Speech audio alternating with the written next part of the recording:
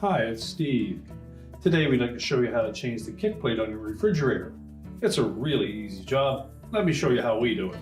Now to change this part, if your original one is still on the refrigerator, we'll need to remove it first.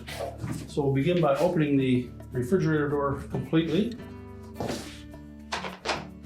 And the easiest way to remove the kick plate is to get a stiff putty knife into the center of it and pop that part out first.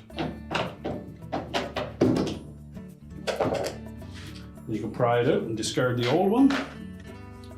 And you'll note that there are tabs on either end of those oval cutouts, as well as a little bump on the center portion of those as well. So we'll put the outside edges in first. Just flex it enough that you can tuck both ends in, and then bump the center in.